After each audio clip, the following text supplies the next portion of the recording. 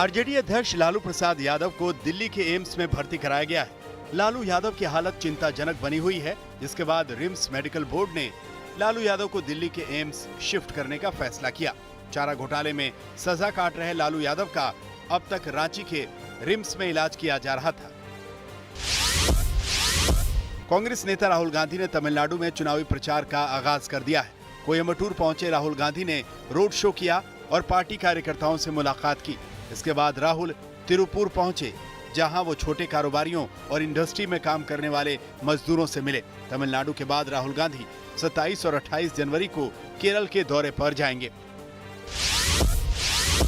तमिलनाडु के दौरे पर पहुंचे कांग्रेस के पूर्व अध्यक्ष राहुल गांधी ने कांग्रेस के सत्ता में आने पर जीएसटी में बदलाव का भरोसा दिया। राहुल गांधी ने कहा, केंद्र में उनकी पार्टी की सरकार बनने पर जीएसटी को फिर से नया रूप दिया जाएगा। राहुल ने कहा, हम आपको ऐसा जीएसटी देंगे जिसमें सिर्फ एक टैक्स होगा और वो कम से कम होगा। शिवसेना के संस्थापक बाला साहेब ठाकरे की जयंती पर मुंबई के फोर्ट एरिया में उनकी प्रतिमा का अनावरण किया गया। महाराष्ट्र के सीएम उद्धव ठाकरे ने बाला साहेब की प्रतिमा का अनावरण किया। इस मौके पर महाराष्ट्र के पूर्व सीएम देवेंद्र फडणवीस, एनसीपी प्रमुख शरद पवार, एमएनएस अध्यक्ष राज ठाकरे समेत तमाम बड़े नेता मौजूद थे। राम मंदिर निर्माण के चंदे के लिए दिल्ली बीजेपी अभियान चलाएगी। इस फरवरी से दिल्ली में सभी इलाकों में यह अभियान चलाया जाएगा। इस जन जागरण अभियान के तहत दानदाताओं को केंद्रीय मंत्री प्रकाश जावड़ेकर और दिल्ली बीजेपी के अध्यक्ष आदेश गुप्ता सम्मानित भी करेंगे। राम मंदिर के लिए यह जन जागरण अभियान 27 फरवरी तक चलाया जाएगा। दिल्ली की राउस एवेन्यू कोर्ट ने आप विधायक सोमनाथ भारती को साल 2016 में एम्स में सुरक्षाकर्मी की पिटाई के मामले में दोषी ठहराया है। कोर्ट ने सोमनाथ भारती को 2 साल की सजा सुनाई है। सोमनाथ भारती को जानबूझकर चोट पहुंचाने और सरकारी काम में बाधा डालने का दोषी ठहराया गया।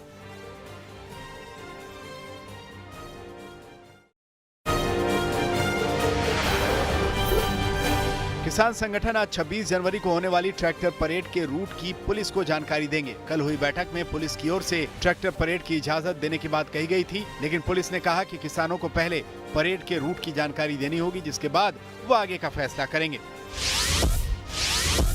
26 जनवरी को होने वाली ट्रैक्टर परेड के लिए किसान दिल्ली की तरफ कूच करने लगे हैं। पश्चिमी यूपी के अलीगढ़, अमरोहा समेत तमाम शहरों से किसानों का जत्था ट्रैक्टर से दिल्ली की ओर रवाना हो रहा है। ट्रैक्टर मार्च से पहले अलीगढ़ में किसानों ने रिहर्सल किया। वहीं अमरोहा से 50 ट्रैक्टर का काफिला दिल्ली की ओर रवाना हुआ।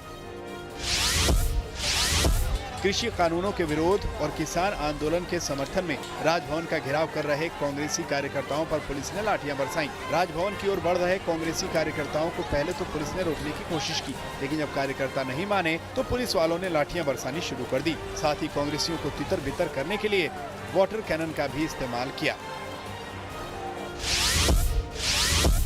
गणतंत्र दिवस से पहले सुरक्षा बलों ने पाकिस्तान की बड़ी साजिश का खुलासा किया। जम्मू कश्मीर के कठुआ में अंतर्राष्ट्रीय सीमा पर बीएसएफ को 150 मीटर लंबी सुरंग का पता चला। बीएसएफ के आईजी ने बताया कि इस सुरंग की मदद से पाकिस्तान गणतंत्र दिवस से पहले आतंकवादियों की घुसपैठ की साजिश रच रहा था, जिसे नाकाम कर दिया गया। जम्मू कश्मीर के पुंछ में सुरक्षा बलों ने आतंकी ठिकानों का भंडाफोड़ कर दिया। आतंकियों ने पुंछ के जंगलों में यह ठिकाना बना रखा था। सुरक्षा बलों को आतंकियों के ठिकाने से भारी मात्रा में हथियार और गोला बारूद मिले हैं। आतंकियों की तलाश के लिए सुरक्षा बल आसपास के इलाकों में सर्च ऑपरेशन चला रहे हैं। गणतंत्र दिवस के मद्देनजर दिल्ली में सुरक्षा के कड़े इंतजाम हैं। पुलिस ने भीड़ भाड़ वाले इलाकों और प्रमुख बाजारों में गश्त बढ़ा दी है। कृषि कानून के खिलाफ हो रहे प्रदर्शन और किसानों के ट्रैक्टर मार्च को देखते हुए भी पुलिस प्रशासन अलर्ट पर है। सीमा पर जारी तनाव के बीच आज चीन से कमांडर स्तर की 9वें दौर की बातचीत होगी। इस बातचीत से पहले वायुसेना प्रमुख आरकेएस भदौरिया ने बड़ा बयान दिया है। वायुसेना प्रमुख ने कहा कि सीमा पर चीन अगर आक्रामक होता है तो भारतीय सेना भी आक्रामक होगी।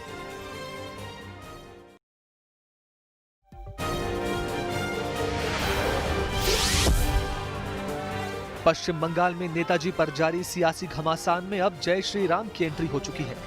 विक्टोरिया मेमोरियल में पराक्रम दिवस के कार्यक्रम में जय श्री राम के नारों पर ममता बनर्जी भड़क गई, जिसके बाद ममता का गुस्सा मंच से निकला।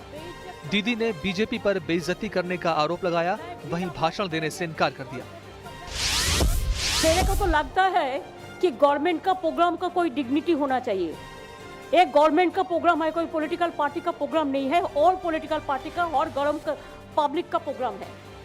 मैं तो आभारी हूँ प्रधानमंत्री जी का, कल्चरल मिनिस्ट्री का, कि आप लोगों ने कोलकाता में प्रोग्राम बनाया, लेकिन किसी को आमंत्रण करके, निमंत्रित करके उसको बेइज्जत करना ये आपको शोभा नहीं देता है। मैं फिर आप लोगों को कहेंगे, यही on protest of that I am not telling anything. जय हिंद, जय बांग्ला। ममता के गुस्से को लेकर बीजेपी ने पलटवार किया। बीजेपी नेताओं ने ममता के गुस्से को जय श्री राम से जोड़ा। कैलाश विजयवर्गीय ने कहा कि आखिर जय श्री राम से ममता का अपमान कैसे हो गया। वहीं केंद्रीय मंत्री बाबुल सुप्रियो ने भी दीदी पर निशाना साधा। देश के प्रोटोकॉल में ऐसा लिखा हुआ है कि जय श्री राम का नारा नहीं लगना चाहिए भारत शासन के कार्यक्रम में, ऐसा कुछ है क्या?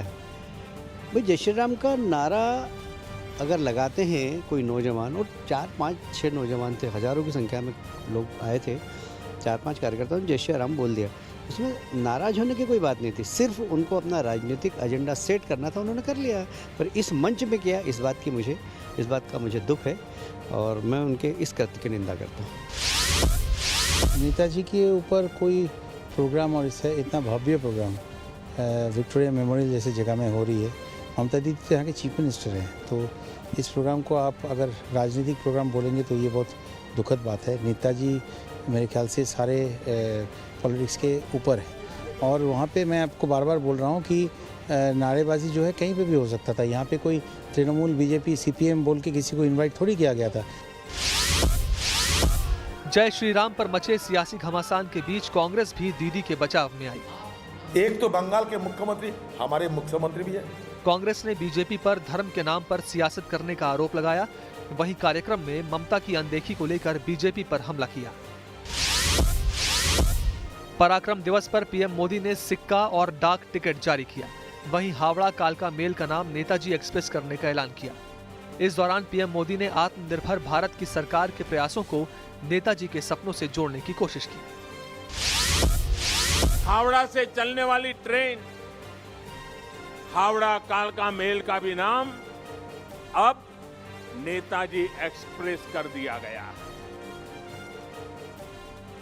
देश ने यह भी तय किया है कि अब हर साल हम नेताजी की जयंती यानी 23 जनवरी को पराक्रम दिवस के रूप में मनाया करेंगे। पश्चिम बंगाल में सियासी हिंसा खत्म होने का नाम नहीं ले रही। नॉर्थ 24 परगना में एक शख्स की हत्या हो गई, जिसे टीएमसी अपना कार्यकर्ता बता रही है। वहीं हुबली में सुभाष जयंती पर टीएमसी और बीजेपी कार्यकर्ता आमने सामने आ गए। सड़कों पर जमकर हंगामा हुआ, पोस्टर फाड़े गए, जिसके बाद इलाके में तनाव का माहौल हो गया।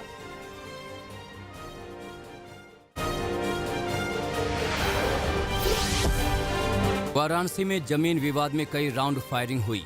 लंका थाना क्षेत्र में बदमाशों ने एक शख्स को गोली मार दी, जिसके बाद उसे बीएचयू के ट्रॉमा सेंटर में भर्ती कराया गया। पुलिस ने इस मामले में एक आरोपी को हिरासत में लिया है। एक ही दिन में वाराणसी में ये दूसरी घटना है।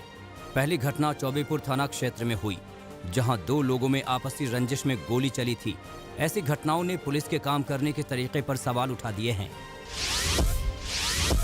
धनबाद में नशे में धुत एक शख्स ने 2 महिलाओं पर हमला कर दिया। धारदार हथियार से हमले में एक महिला की मौत हो गई, जबकि दूसरी गंभीर रूप से घायल हो गई। वारदात शहर से करीब 60 किलोमीटर दूर रांगाडीह गांव की है। बताया जा रहा है कि वारदात के बाद आरोपी शख्स ने खुद को पुलिस के सामने सरेंडर कर दिया। गुस्साए लोगों ने आरोपी शख्स के घर में आग लगा दी। हालात को देखते हुए पूरे क्षेत्र को छावनी में बदल दिया गया है। बिहार के सहरसा में पुलिस ने 3 शातिर लुटेरों को गिरफ्तार किया है। इन लुटेरों के पास से कई हथियार और करीब 2 लाख रुपए भी बरामद किए हैं। पुलिस ने बदमाशों से पिस्तौल, 3 कारतूस, 1 मैगजीन, 1 चाकू, 2 बाइक और 4 मोबाइल जब्त किए हैं। पुलिस के मुताबिक इन लुटेरों के खिलाफ सदर थाना में पहले ही मामले दर्ज हैं। यूपी के चित्रकूट में डबल मर्डर की गुत्थी सुलझ गई है। पुलिस ने आरोपी राकेश कोल को गिरफ्तार किया है।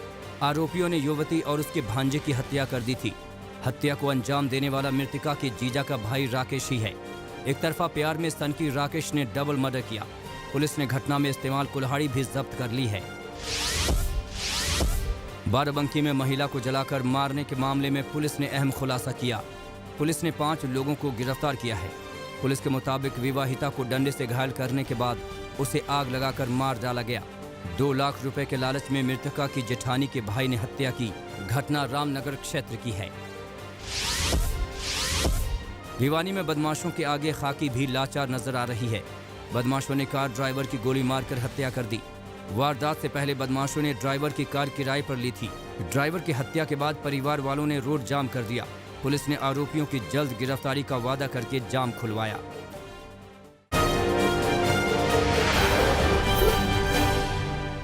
गुजरात के मोरबी में 7 साल की बच्ची से दुष्कर्म के बाद हत्या के मामले में एक शख्स गिरफ्तार किया गया। कुछ दिनों पहले बच्चे की किडनैपिंग के बाद लाश मिली थी। एक फैक्ट्री में काम करने वाले शख्स ने गुमशुदगी की रिपोर्ट लिखवाई थी, जिसके बाद जब पुलिस ने जांच की तो बच्ची की लाश मिली।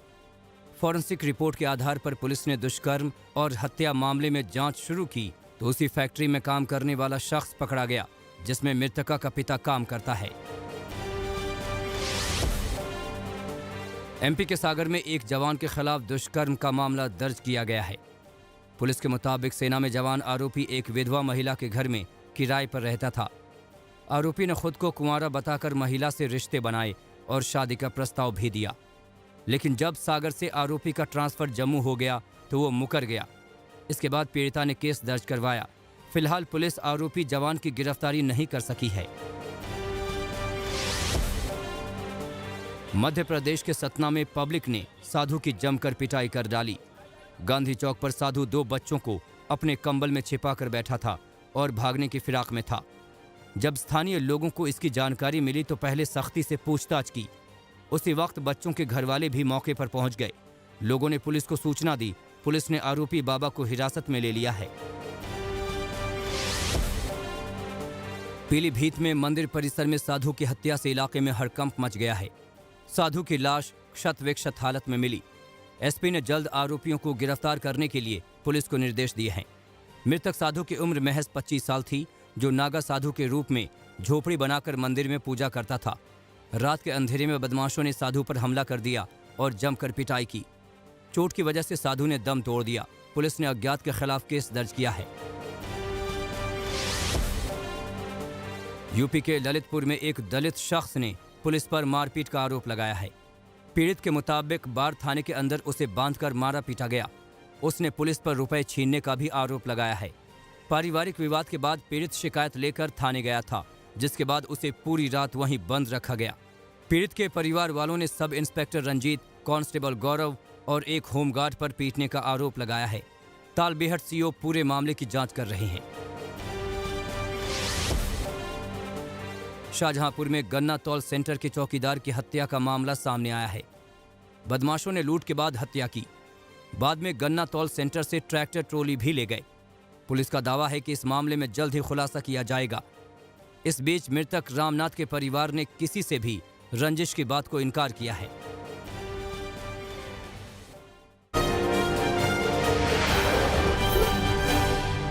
अमेरिका में घरेलू उग्रवाद को लेकर राष्ट्रपति जो बाइडेन ने सख्ती दिखाई है। कैपिटल हिल में हुई हिंसा की जांच और पुरानी सभी हिंसाओं की जांच के लिए एजेंसी बनाई गई। अमेरिका के विदेश मंत्रालय ने वैश्विक महामारी के दौरान भारत की भूमिका की सराहना की। साथ ही अपने ट्वीट में भारत को अपना सच्चा मित्र बताया। नमस्कार, मैं हूं अंजना ओम कश्यप। हमें उम्मीद है ये वीडियो आपको पसंद आया होगा। लेटेस्ट खबरों के लिए यूं ही देखते रहिए आज तक और इस वीडियो के पसंद आने पर लाइक, शेयर एंड सब्सक्राइब करना ना भूलें।